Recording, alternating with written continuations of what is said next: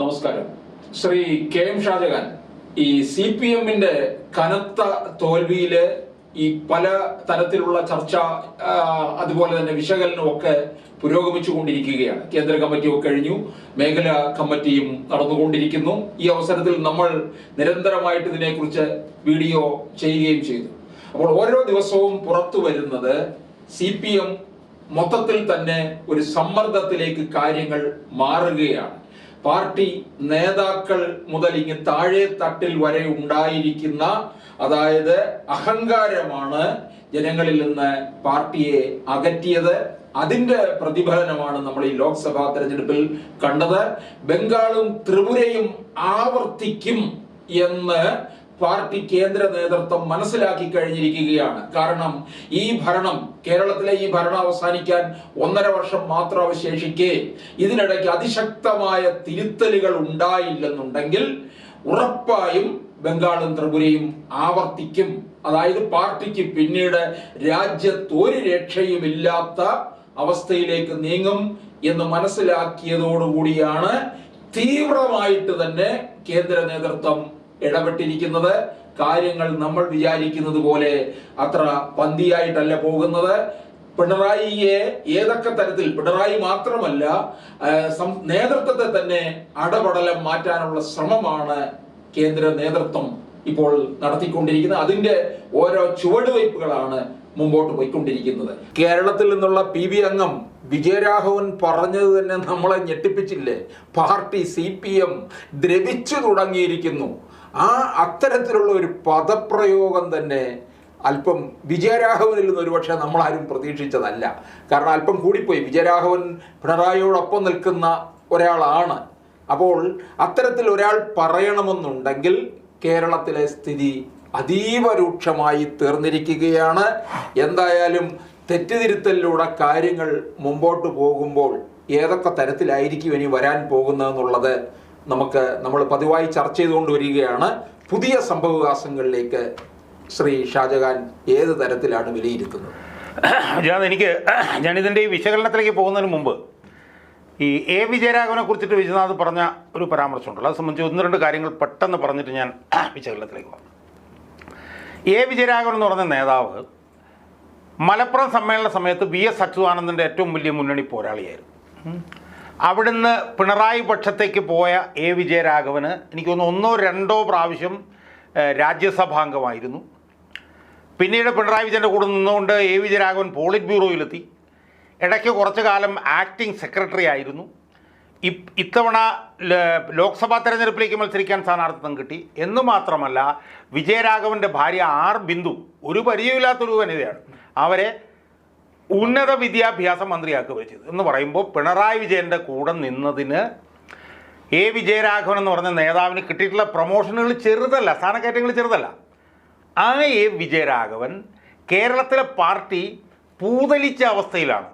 അതായത് ദ്രവിച്ച് ചെതലരിച്ച് വീഴുന്ന അവസ്ഥയിലാണെന്ന് പറയണമെങ്കിൽ പിണറായി വിജയൻ എന്ന് പറഞ്ഞ ഈ നേതാവിൻ്റെ ഒറ്റപ്പെടലിൻ്റെ ആഴം എത്ര വലുതാണ് എന്നുള്ളത് മാത്രം നമ്മളൊന്ന് ആലോചിച്ചു പോകും. അത്രയാണ് എനിക്ക് വിജയരാഘവനെ കുറിച്ച്. ഇനി നമ്മൾ വിശകലനത്തിലേക്ക് കിടക്കാം. നമ്മൾ കഴിഞ്ഞ കുറച്ച് ദിവസങ്ങളായി ചർച്ച ചെയ്തുകൊണ്ടിരുന്നു. അതിൻ്റെ ഒരു ലോജിക്കൽ എക്സ്റ്റൻഷനാണ് ഇപ്പം പറയാൻ പോകുന്നത്. കഴിഞ്ഞ ദിവസം എനിക്കൊന്ന് കോഴിക്കോട് മേഖലാ സമ്മേളനം കഴിഞ്ഞപ്പോഴാണെന്ന് തോന്നുന്നു, പിന്നെ സീതാറാം യെച്ചൂരി നടത്തിയൊരു പ്രതികരണമുണ്ട്. ആ പ്രതികരണത്തിൽ അദ്ദേഹം പറഞ്ഞത് ഈ തെറ്റുകൾ എന്താണെന്നുള്ളത് ഞങ്ങൾ കണ്ടുപിടിച്ച് കഴിഞ്ഞു, ഇനി തിരുത്തൽ നടപടികളിലേക്ക് ഞങ്ങൾ പോകാൻ പോവുകയാണ്.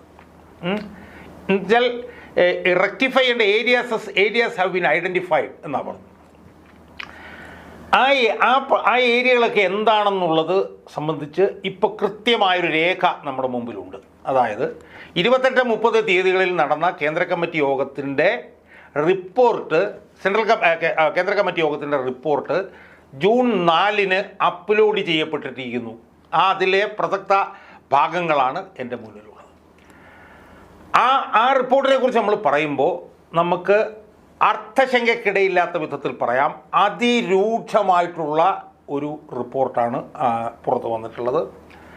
ആ റിപ്പോർട്ടിൽ കണ്ടെത്തുന്ന കാര്യങ്ങൾ ഗൗരവത്തോടുകൂടി നടപ്പിലാക്കപ്പെടുകയാണെങ്കിൽ പിണറായി വിജയൻ മാത്രമല്ല, കേരളത്തിലെ ഇന്നത്തെ പാർട്ടി നേതൃത്വം തന്നെ പരിപൂർണമായി ഇന്നല്ലെങ്കിൽ നാളെ മാറിപ്പോകാനുള്ളൊരു സാധ്യതയാണ് ഞാൻ കാണുന്നത്. പിണറായി വിജയനിൽ ആ തിരുത്തൽ ഒതുങ്ങില്ല എന്നും ഈ പാർട്ടി നേതൃത്വം പൂർണ്ണമായി തന്നെ നിഷ്കാസിതമാകുന്നതിലേക്ക് ആ തിരുത്തൽ പോകാനിടയുണ്ട് എന്നുമാണ് പിന്നെ ഇത് വായിച്ചപ്പോൾ എനിക്ക് തോന്നുന്നത്. ഇനി അതിൻ്റെ വിശകലനത്തിലേക്ക് നമുക്ക് വരാം. അതിനകത്ത് 22 പേജുള്ള റിപ്പോർട്ടിൽ 9 മുതൽ 11 പേജുകളിലാണ് ഈ കേരളത്തിൻ്റെ പിന്നെ അവലോകനത്തെക്കുറിച്ച് പറഞ്ഞിരിക്കുന്നത്. അത് തുടങ്ങുന്നത് ഇതിൻ്റെ ഈ വോട്ട് ശതമാനത്തിൻ്റെ ഇതുമൊക്കെയായി ബന്ധപ്പെട്ടിട്ടാണ്. പിന്നെ ജനറലൈസ്ഡ് ആയിട്ട് കുറച്ച് കാര്യങ്ങൾ ആദ്യം പറയുന്നുണ്ട്. അതെന്താണെന്ന് ചോദിച്ചു കഴിഞ്ഞാൽ ഇന്ത്യ മുന്നണിക്ക് നേതൃത്വം നൽകുന്നത് കോൺഗ്രസ് ആണ്. അപ്പോൾ ബദലുണ്ടാക്കുന്ന കാര്യത്തിലും BJP എതിർക്കുന്ന കാര്യത്തിലൊക്കെ ഏറ്റവും മുന്നണിയിൽ നിൽക്കുന്നത് കോൺഗ്രസ് ആണെന്നുള്ളത് കൊണ്ട് കോൺഗ്രസ്സിന് തന്നെ വോട്ട് ചെയ്യണം എന്ന ആളുകൾക്ക് തോന്നി എന്നുള്ളത് കൊണ്ട് മൈനോറിറ്റീസ് എല്ലാം അതിന് വോട്ട് ചെയ്തു എന്നുള്ളത് പറയുന്നുണ്ട്. അതുപോലെ തന്നെ സാമ്പത്തിക ഞെരുക്കം കേരളത്തിലുണ്ടായത് കേന്ദ്രത്തിൻ്റെ പ്രശ്നം കൊണ്ടാണ് എന്ന് കണ്ടുപിടിക്കുന്നതിൽ എന്ന് പിന്നെ തെളിയിക്കുന്നതിൽ നമ്മൾ പരാജയപ്പെട്ടു. അങ്ങനെ ചില പൊതുവിലുള്ള കാര്യങ്ങൾ പറഞ്ഞതിന് ശേഷം അതിൻ്റെ കാമ്പിലേക്ക് വരുമ്പോൾ ഉള്ള പ്രധാനപ്പെട്ട കാര്യം എന്ന് പറഞ്ഞാൽ തുടങ്ങുന്നത് a disturbing feature of the election results is the erosion of our traditional base in several constituencies to the BJP. അതാണ് ആ വാദം. വളരെ ഡിസ്റ്റർബിംഗ് ആയിട്ടുള്ള ഫീച്ചർ എന്നാണ് പറയുന്നത്. വളരെ അസ്വസ്ഥത ഉണ്ടാക്കുന്ന തെരഞ്ഞെടുപ്പിലെ ഒരു പ്രധാനപ്പെട്ട സാധനം എന്ന് പറഞ്ഞാൽ നമ്മുടെ പരമ്പരാഗതമായിട്ടുള്ള വോട്ട് ശതമാനം അത് BJPയിലേക്ക് പോയി. അത് ആറ്റിങ്ങലിലും ആലപ്പുഴയിലും ഉണ്ടായി. ആറ്റിങ്ങലിൽ നമുക്ക് ചെറിയ വോട്ടിനാണ് ജയിക്കാൻ പറ്റിയത്. ആലപ്പുഴയിൽ നമ്മുടെ വോട്ട് ഷെയറിന് അടുത്തേക്ക് വരെ അവർ വന്നു എന്നൊക്കെ പറഞ്ഞിട്ട് പിന്നെ ചില ജനറലൈസ് ആയിട്ടുള്ള കാര്യങ്ങളൊക്കെ പറഞ്ഞതിന് ശേഷം ഒരു പരാമർശം അടുത്തത് വരുന്നുണ്ട്. എന്താണെന്നറിയോ? അതെന്താണെന്ന് ചോദിച്ചു കഴിഞ്ഞാൽ the party units are unable to gauge the mood of the people and their preferences. Weakening of our parties live links with the people has to be corrected. അതായത് ജനങ്ങളുടെ മുൻഗണനകളും അവരുടെ വികാരങ്ങളും മനസ്സിലാക്കുന്നതിൽ നമ്മുടെ പാർട്ടി യൂണിറ്റുകൾ പരാജയപ്പെട്ടു. അതുകൊണ്ട് അത് കറക്റ്റ് ചെയ്യണം. അതിനുശേഷം 1-2 പ്രധാനപ്പെട്ട പരാമർശങ്ങളും കൂടിയുണ്ട്. അതാണ് ഏറ്റവും അതിനകത്ത് നിർണായകവും വലിയ തോതിലുള്ള തിരുത്തലുള്ളൊരു സാധ്യതയ്ക്ക് വക നൽകുന്ന 2 പരാമർശങ്ങളാണത്. ഒന്ന്, the review notes growing instances of corruption in panchayat cooperative institutions and at various levels. This must be checked and strictly curbed. അതാണ് ഒന്നാമത്. അതായത് പഞ്ചായത്തുകളുടെ മേഖലയിലും സഹകരണ സംഘങ്ങളുടെ മേഖലയിലും അഴിമതിയിൽ റിപ്പോർട്ടുകൾ കൂടുതലായി കിട്ടുന്നു. അത് ഉടനടി തന്നെ അവസാനിപ്പിക്കണം. ഇതിൻ്റെ പ്രസക്തിയും പ്രാധാന്യം എന്താ? കേരളത്തിൽ സഹകരണ മേഖലയിൽ നടന്നുകൊണ്ടിരിക്കുന്ന അഴിമതിയുമായി ബന്ധപ്പെട്ടുകൊണ്ട് എൻഫോഴ്സ്മെൻറ്റ് ഡയറക്ടറേറ്റിൻ്റെ ഇടപെടലുകൾ അത് കേരളത്തിലെ കേരളത്തിലെ CPM-നെ വേട്ടയാടുന്നതിൻ്റെ ഭാഗമായിട്ട് നടക്കുന്നത് എന്നുള്ളതായിരുന്നല്ലോ ഇവിടുത്തെ ഔദ്യോഗിക നേതൃത്വത്തിൽ. അപ്പോൾ നമ്മൾ കൂട്ടിച്ചേർക്കേണ്ട ഒരു കാര്യം, ഈ കേന്ദ്രം നമ്മളെ വല്ലാതെ വേട്ടയാടുന്നു എന്ന് CPM-കാർ ഇങ്ങനെ നിരന്തരം മുറവിളി കൂട്ടിക്കൊണ്ടിരിക്കുന്ന അവസരത്തിലാണ് ഈ റിപ്പോർട്ട് പറഞ്ഞത്. അതാണ് അതായത് CPM-ന്റെ പാർട്ടി നേതൃത്വത്തിൻ്റെ നിലപാടെന്ന് പറയുന്നത് ഈ സഹകരണ മേഖലയിൽ നടത്തിക്കൊണ്ടിരിക്കുന്ന അന്വേഷണം കേരളത്തെ വേട്ടയാടുകയാണെന്നും അതല്ല എന്നും സഹകരണ മേഖലയിൽ മാത്രമല്ല പഞ്ചായത്തുകളുടെ മേഖലയിൽ നിന്ന് പോലും അഴിമതിയുടെ കൂടുതൽ റിപ്പോർട്ടുകൾ വരുന്നുണ്ടെന്നും ഇത് അടിയന്തരമായി അവസാനിപ്പിക്കണം എന്നുമാണ് പറഞ്ഞിരിക്കുന്നത്. ഇനി അവസാനമായിട്ടുള്ള ഒരു വാചകമുണ്ട്. ആ വാചകമാണ് ഏറ്റവും ദൂരവ്യാപകമായിട്ടുള്ള പ്രത്യാഘാതങ്ങൾ ഉണ്ടാക്കാൻ പോകുന്നതും ഏറ്റവും നിർണായകവും എന്നാണ് ഞാൻ വിശ്വസിക്കുന്നത്. അതെന്താ പറയുന്നത് പറഞ്ഞാൽ instances of arrogant behaviour of cadres എന്നിട്ട് 2 ഹൈഫൻ ഇട്ടിട്ട് from top to bottom are alienating people from the party. The importance of rectification to eliminate wrong trends and behaviour must be undertaken in a phased manner. ഈ വാചകമാണ് ഏറ്റവും നിർണായകം. എന്താ പറയുന്നത്? Instances of arrogant behaviour of cadres from top to bottom are alienating people from the party. അതായത് മുകൾ തട്ടിൽ നിന്ന് കീഴ്ത്തട്ട് വരെയുള്ള പാർട്ടി കേഡർമാരുടെ അഹങ്കാരം, അഹന്ത, ഇത് പാർട്ടിയെ ജനങ്ങളിൽ നിന്ന് അകറ്റുന്നു. ഇതൊരല്പം വിശകലനം ചെയ്യേണ്ട കാര്യമുണ്ട്. എന്താണ്?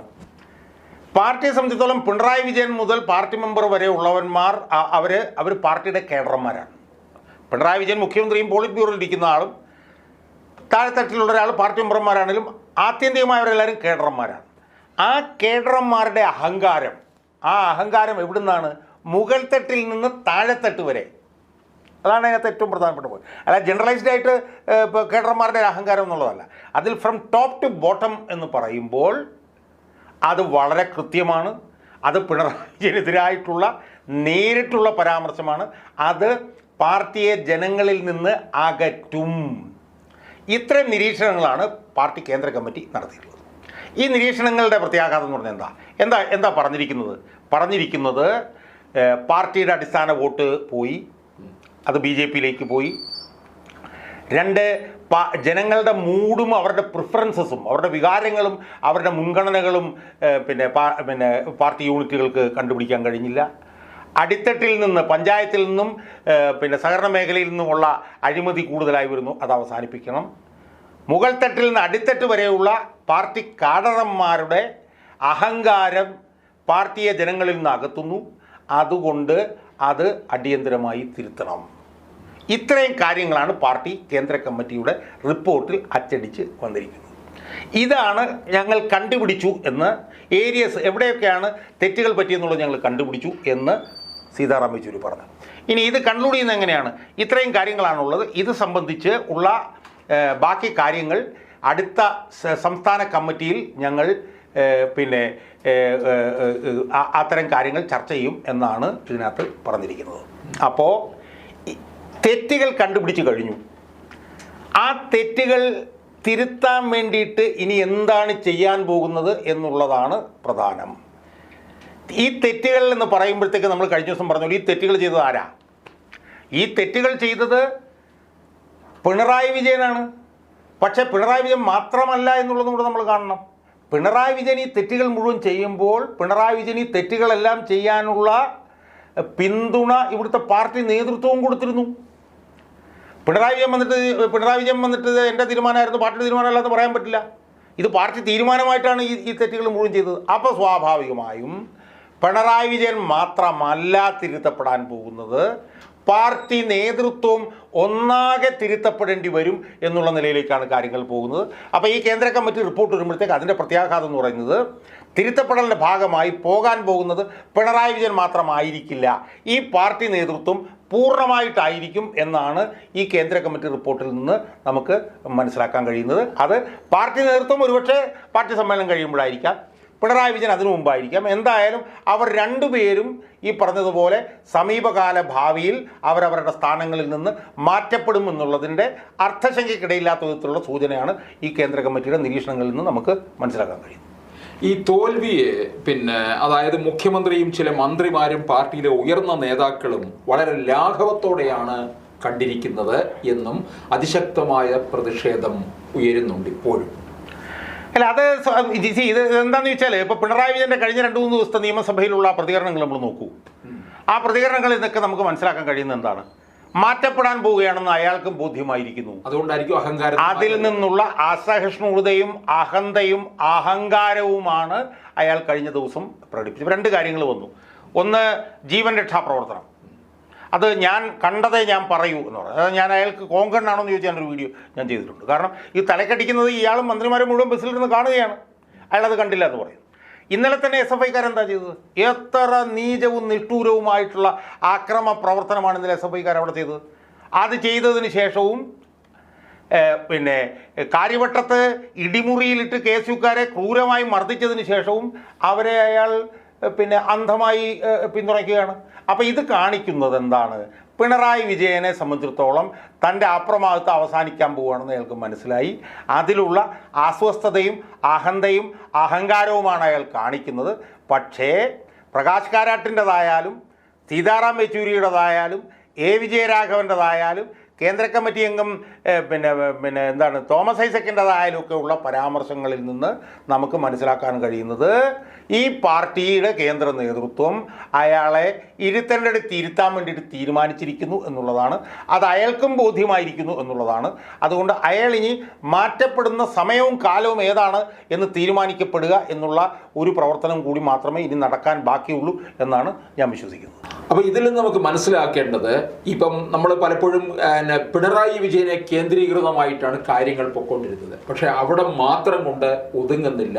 നേതൃത്വം അടപടലം മാറ്റം ഉണ്ടാകേണ്ടിയിരിക്കുന്നു എന്നല്ലേ ഇപ്പോൾ വന്നുകൊണ്ടിരിക്കുന്ന റിപ്പോർട്ടുകൾ? അല്ല, കേന്ദ്ര കമ്മിറ്റി റിപ്പോർട്ടിൽ നിന്ന് വിജയനാഥ് വളരെ പ്രകടമാണ്. കാരണം പഞ്ചായത്ത് തലത്തിലും പിന്നെ സഹകരണ മേഖലാ തലത്തിലും അഴിമതിയെക്കുറിച്ചുള്ള റിപ്പോർട്ടുകൾ വരുന്നു എന്ന് പറയുമ്പോഴത്തേക്കും അത് ഇപ്പോഴത്തെ ലീഡർഷിപ്പിൻ്റെ പ്രശ്നമല്ലേ? പാർട്ടിയുടെ അടിസ്ഥാന വോട്ടുകൾ BJP-യിലേക്ക് പോയി എന്ന് പറയുന്നത് സംസ്ഥാന സർക്കാരിൻ്റെ നയങ്ങൾ കൊണ്ടാണെങ്കിലും ആ നയങ്ങൾ പിണറായി വിജയൻ നടപ്പിലാക്കിയത് പാർട്ടി സംസ്ഥാന സെക്രട്ടേറിയറ്റിൻ്റെയും സംസ്ഥാന കമ്മിറ്റിയുടെയും പിന്നെ പിന്തുണയുടെയും അംഗീകാരത്തോടു കൂടിയല്ലേ? ഇപ്പോൾ പാർട്ടിയുടെ കണക്കൂട്ടലുകളെല്ലാം പിഴയ്ക്കുന്നു. അതായത് പാർട്ടി തെരഞ്ഞെടുപ്പിന് മുമ്പും തെരഞ്ഞെടുപ്പിന് ശേഷവും എടുക്കുന്ന വിലയിരുത്തലുകൾ സംബന്ധിച്ച് വലിയ വ്യതിയാനം ഉണ്ടാകുന്നു. ഇത് പാർട്ടി യൂണിറ്റുകൾക്ക് ജനങ്ങളുടെയും പാർട്ടി അണികളുടെയും മൂഡും പ്രിഫറൻസും അറിയാൻ പാടില്ലാത്തതുകൊണ്ടാണ് എന്ന് പറയുന്നു. അവിടെ തെറ്റ് പാർട്ടിക്കല്ലേ? സോഷ്യൽ മീഡിയയുമായി ബന്ധപ്പെട്ടിട്ടുള്ള വിഷയങ്ങളിൽ പാർട്ടി വല്ലാതെ പുറകോട്ട് പോയി എന്ന് പറയുന്നുണ്ടല്ലോ, അവിടെ തെറ്റ് പാർട്ടിക്കല്ലേ? അതുപോലെ തന്നെ യുവാക്കളും വിദ്യാർത്ഥികളും തെരഞ്ഞെടുപ്പ് പ്രചരണത്തിൽ പങ്കെടുക്കാതിരുന്നു, അവർ പുറകിലായിരുന്നു പറഞ്ഞു, അതിൻ്റെ തെറ്റും പാർട്ടിക്കല്ലേ? എന്ന് മാത്രമല്ല, പാർട്ടി കേഡറുകൾ മുകൾ തട്ടിൽ നിന്ന് അടിത്തട്ട് വരെ അഹങ്കാരമാണെന്ന് പറഞ്ഞാൽ അത് പിണറായി വിജയന് മാത്രമല്ല, അത് പാർട്ടി കേഡറുകളെ പൂർണ്ണമായി പറഞ്ഞിരിക്കുന്നതാണ്. അതിനകത്ത് പിണറായി വിജയനും കൂടി ഉൾപ്പെടുമെന്നുള്ളത് മാത്രമേ ഉള്ളൂ. അപ്പോൾ കേന്ദ്ര കമ്മിറ്റി ഉയർത്തിയിരിക്കുന്ന വിമർശനങ്ങൾ പൊതുവിൽ നമ്മൾ എടുത്തു നോക്കിക്കഴിഞ്ഞാൽ എല്ലാം പാർട്ടിയുടെ ഇപ്പോഴത്തെ ലീഡർഷിപ്പിനെതിരായിട്ടാണ്. ആ ലീഡർഷിപ്പിൻ്റെ ഭാഗമായിരുന്നു പിണറായി വിജയൻ. ആ ലീഡർഷിപ്പിൻ്റെ പിന്തുണയോടുകൂടിയാണ് പിണറായി വിജയൻ ഈ നയങ്ങൾ മുഴുവൻ നടപ്പിലാക്കിയിരുന്നത്. അതുകൊണ്ട് തന്നെയാണ് ഞാൻ പറഞ്ഞത്, ഇതിൽ തിരുത്തലുകൾ ഉണ്ടായാൽ ആ തിരുത്തലുകൾ പിണറായി വിജയനിൽ മാത്രം ഒതുങ്ങി നിൽക്കില്ല എന്നും പാർട്ടി നേതൃത്വത്തിലേക്ക് പോകുന്നുള്ളത്. അതാണ് യഥാർത്ഥത്തിൽ ഈ കേന്ദ്ര കമ്മിറ്റി റിപ്പോർട്ട് കൊണ്ടുവരുന്ന ഒരു അഡീഷണൽ ആയിട്ടുള്ള ഒരു കമ്പോണൻറ്റും കൂടി എന്നാണ് എനിക്ക് തോന്നുന്നത്. യെച്ചൂരി പറഞ്ഞ വേറൊരു കാര്യമുണ്ട്. പാർട്ടി നേതാക്കൾക്ക് ജനങ്ങളുമായിട്ടുള്ള ബന്ധം കുറഞ്ഞു എന്ന് അടിവരയിട്ട് പറഞ്ഞിരിക്കുകയാണ്. ഇപ്പോൾ അത് നമ്മൾ നേരത്തെ പറഞ്ഞതിൻ്റെ ഒക്കെ ഒരു അവസാനം വന്നെത്തുന്നത് അത് തന്നെയാണ്. ജനങ്ങളുമായിട്ടുള്ള പിന്തുണ കുറഞ്ഞു കഴിഞ്ഞാൽ അവിടെയാണല്ലോ ജനങ്ങൾ തിരിച്ചടിച്ചു കൊടുക്കുന്നത്. ഇല്ല, അത് വളരെ കൃത്യമായിട്ട് ഈ സീതാറാം യെച്ചൂരി പറഞ്ഞിട്ടുണ്ട്. പിന്നെ എം വി ഗോവിന്ദൻ വേറൊരു കാര്യം കൂടെ പറഞ്ഞു, പാർട്ടി പ്രവർത്തനത്തിലേക്ക് വരുന്നു പെട്ടെന്ന് പണക്കാരായി മാറുന്നൊരു പ്രവണതയുണ്ട് എന്ന് പറഞ്ഞിട്ടുണ്ട്. അതൊക്കെ കാണിക്കുന്നത് എന്താണ്? അതുപോലെ തന്നെ ഇപ്പോൾ SFIയുമായി ബന്ധപ്പെട്ട പ്രശ്നം, SFIയുമായി ബന്ധപ്പെട്ട പ്രശ്നത്തിൽ SFIയെ പേപ്പട്ടിയായിട്ട് തല്ലിക്കൊല്ലാൻ സമ്മതിക്കില്ല എന്ന് AK ബാലൻ പറയുമ്പോൾ എം വി ഗോവിന്ദൻ വന്നിട്ട് ഞങ്ങൾ അവരെ പറഞ്ഞ് മനസ്സിലാക്കി തിരുത്തും, അവരുടെ അടുത്ത സമ്മേളനത്തോടുകൂടി ഞങ്ങൾ ആ പ്രശ്നങ്ങൾ പരിഹരിക്കും എന്ന് പറഞ്ഞ ആ കോൺട്രഡിക്ഷൻ അവിടെ വരുന്നു. ഇനി വേറൊരു പുതിയ കാര്യം സംഭവിച്ചുകൊണ്ടിരിക്കുന്നത് എന്താണ്? പുറമേ നിന്ന് CPIയുടെ സമ്മർദ്ദം ശക്തമായിക്കൊണ്ടിരിക്കുന്നു. ഇപ്പോൾ ബിനോയ് വിശ്വം നിരന്തരമായി പറഞ്ഞുകൊണ്ടിരിക്കുന്നു. ബിനോയ് വിശ്വം ചെങ്കൊടിത്തണലിൽ കൊട്ടേഷൻ സംഘക്കാർക്ക് വാഴാൻ പറ്റില്ല എന്ന് പറഞ്ഞു. അതിനുശേഷം SFI പ്രാകൃത സംഘടനയാണ് എന്നും പറഞ്ഞിട്ട് വന്നു. പിന്നെ CPIയുടെ പിന്നെ മലപ്പുറം അവരുടെ ഏതൊരു ക്യാമ്പിൽ ഉയർന്നിട്ടുള്ള വികാരം എന്ന് പറയുന്നത് ഇനി അവഗണന സഹിച്ച് കൂടെ നിൽക്കാൻ കഴിയില്ല, കോൺഗ്രസുമായി ചേരണം എന്നാണ് അവിടെ വന്നിട്ടുള്ളത്. ആദ്യമായിട്ടല്ല അതിനകത്ത് വരുന്നത്. നേരത്തെ ഇടുക്കി ജില്ലാ സമ്മേളനത്തിൽ വന്നിരുന്നു. അപ്പം സംഭവിക്കുന്നത് എന്താണ്? പാർട്ടിക്ക് അകത്ത് നിന്ന് വലിയ തോതിലുള്ള സമ്മർദ്ദം, പാർട്ടിക്ക് പുറത്തു നിന്ന് തത്തുല്യമായ സമ്മർദ്ദം CPIയിൽ നിന്ന് ഉയരുന്നു. മനസ്സിലായോ? അപ്പോൾ ഈ സമ്മർദ്ദങ്ങളെല്ലാം കൂടെ ചേർന്ന് അത് ഇവോൾവ് ചെയ്ത് വരുമ്പോൾ കറക്റ്റീവ് മെഷേഴ്സ് എടുക്കാതിരിക്കാൻ പറ്റില്ല. ഇനി കറക്റ്റീവ് മെഷേഴ്സിലേക്ക് പോകാനുള്ള കാര്യം കൂടെ പറഞ്ഞ് ഞാൻ അവസാനിപ്പിച്ചോളാം. ത്രിപുരയിൽ 25 വർഷം ഭരിച്ചു, അവിടെ 75% വോട്ട് BJPക്കാണ്. പിന്നെ ബംഗാളിൽ 5 വർഷം തുടർച്ചയായി ഭരിച്ചു, 50% കൂടുതൽ വോട്ടുണ്ടായിരുന്നു. അവിടെ 2011 അധികാരത്തിൽ നിന്ന് പോയി. 2024 അവിടെ കിട്ടിയ വോട്ട് എത്രയാണെന്നറിയോ വിജയനാഥിന്? 6.33%. ഈ കേന്ദ്ര കമ്മിറ്റി റിപ്പോർട്ടിൽ പറയുന്നുണ്ട് 2024. അതേസമയം 2019 അത് 7.0 ഉണ്ടായിരുന്നു. അപ്പോൾ 5 പ്രാവശ്യം ജയിക്കുകയും 5 പ്രാവശ്യവും 50% കൂടുതൽ വോട്ട് നേടി അധികാരത്തിലിരിക്കുകയും ചെയ്ത ഈ പാർട്ടിക്ക് ബംഗാളിലുള്ളത് 6.33% തെളിഞ്ഞു. അപ്പോൾ എന്ത് സംഭവിച്ചു? ത്രിപുരയിൽ മാത്രമല്ല ബംഗാളിലും ഇനി തിരിച്ചുവരവില്ല എന്നുള്ളത് ബോധ്യമായി. അപ്പോൾ അവിടെ രണ്ടിടത്തും തിരിച്ചുവരവില്ലാത്ത സാഹചര്യത്തിൽ ഇവിടെ ഇനി ആകെപ്പാടെ കയ്യിലുള്ളത് ഒരു 1.5 വർഷക്കാലത്തെ ഭരണമാണ്. ഈ നിലയിൽ പോയാൽ അതും ഈ ബംഗാളിൻ്റെയും ത്രിപുരയുടെയും പുറകെ പോകുന്നുള്ളത് പൂർണ്ണമായും ബോധ്യമായ സാഹചര്യത്തിൽ എന്തു ചെയ്താലും വേണ്ടില്ല, എന്ത് തിരുത്തൽ നടപടി എടുത്താലും വേണ്ടില്ല, പിണറായി വിജയനെ മാറ്റി ഒരു ചെറുപ്പക്കാരനെയോ ചെറുപ്പക്കാരിയെയോ മുഖ്യമന്ത്രിയാക്കിയാലും വേണ്ടില്ല, എന്ത് തെറ്റും അംഗീകരിച്ചാലും വേണ്ടില്ല, തിരുത്താതെ നിലനിൽക്കാൻ പറ്റില്ല എന്ന് ബോധ്യമായതിൻ്റെ അടിസ്ഥാനത്തിലാണ് ഈ തിരുത്തൽ നടപടികൾ ചെയ്യാൻ വേണ്ടിയിട്ട് ഇപ്പോൾ ഇവർ ഇറങ്ങി തിരിച്ചിരിക്കുന്നത് എന്നാണ് ഞാൻ നിരീക്ഷിച്ചിരിക്കുന്നത്.